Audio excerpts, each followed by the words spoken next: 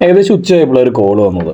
ഏതൊരു വീടിൻ്റെ ഭാഗം പൊളിക്കുന്ന സമയത്ത് ചുറ്റുവട്ടുന്ന വലയിലൊരു മലമ്പാമ്പ് കുടുങ്ങി കിടക്കുന്നുണ്ടെന്ന് പറഞ്ഞു. വീട്ടുകാർ എന്നെ ടച്ച് ചെയ്യാൻ തുടങ്ങാൻ നിന്നില്ല, കാരണം അത് ഷെഡ്യൂളാണെന്നുള്ളൊരു വിവരവും ബോധവും അവർക്ക് ഉള്ളതുകൊണ്ടാണ്. നേരെ നമ്മൾ വിളിച്ചു. ഞാനും പുതിയതായിട്ട് 1-2 റെസ്ക്യൂസ് ഉണ്ട്, അവർക്കും അത്യാവശ്യം കാര്യങ്ങളൊക്കെ അറിഞ്ഞും കൂടി ഇരിക്കുകയല്ലോ. അപ്പോൾ നമ്മൾ റെസ്റ്റോറൻറ്റ് ട്യൂബൊക്കെ വെച്ചിട്ട് ആളുടെ തല പതുക്കെ കയറ്റി ആളെ സേഫായിട്ട് വലയൊക്കെ ഒന്ന് കട്ട് ചെയ്തു. വേറെ മുറിവോ ഡാമേജോ കാര്യങ്ങളൊന്നുമില്ല.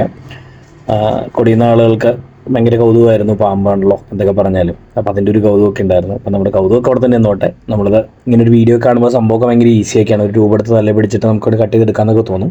പക്ഷേ ഷെഡ്യൂളായിട്ടുള്ള ജീവികളായതുകൊണ്ട് നമ്മൾ തന്നെ വനംവകുപ്പിൻ്റെ അംഗീകാരമില്ലാത്ത റെസ്ക്യൂസ് എല്ലാത്തിനും കൈകാര്യം ചെയ്യാൻ സാധിക്കില്ല. അപ്പോൾ ഇങ്ങനെ പാമ്പിനെ കണ്ടു കഴിഞ്ഞാൽ നിങ്ങൾക്ക് സർപ്പ എന്ന് പറഞ്ഞ ആപ്ലിക്കേഷൻ ഉണ്ട്, പ്ലേ സ്റ്റോറിൽ അവൈലബിൾ ആണ്. ഞാൻ അതിൻ്റെ ലിങ്ക് കമൻറ്റ് ബോക്സിലേക്ക് ഇടാം. അപ്പോൾ നിങ്ങൾക്ക് എപ്പോഴേലും ആവശ്യം വരുവാണെങ്കിൽ പാമ്പുകളായിട്ട് ബന്ധപ്പെട്ടോ അല്ലെങ്കിൽ വീട്ടിൽ പാമ്പ് കയറി ആവശ്യം വന്നു കഴിഞ്ഞാൽ നിങ്ങൾക്ക് ഉറപ്പായിട്ടും ആ ആപ്പ് ഇൻസ്റ്റാൾ ചെയ്ത് യൂസ്ഫുൾ ആയിരിക്കും. ഇൻസ്റ്റാൾ ചെയ്തത് ലോഗിൻ ചെയ്ത് കഴിഞ്ഞാൽ റിപ്പോർട്ട് ചെയ്ത് കഴിഞ്ഞാൽ ഏറ്റവും അടുത്തുള്ള റെസ്ക്യൂ വന്നിട്ട് നിങ്ങൾക്ക് വേണ്ട ഹെൽപ്പ് ചെയ്ത് തരുന്നതായിരിക്കും. അപ്പോൾ റെസ്ക്യൂ കഴിഞ്ഞു, പാമ്പും സേഫ്, നമ്മളും സേഫ്, ചുറ്റും കൂടി ഇന്നൊരു ഹാപ്പി, അമ്മാമ്മയും ഹാപ്പി. അമ്മാമ്മർഹോ നിങ്ങൾ വന്നില്ലായിരുന്നെങ്കിൽ മനുഷ്യൻ്റെ സമാധാനം പോയിരുന്നെന്ന് ഉറപ്പ്. ബാഗ് ചെയ്തു, പാമ്പിന് നേരെ വനംവകുപ്പിലേക്ക് കൈമാറും.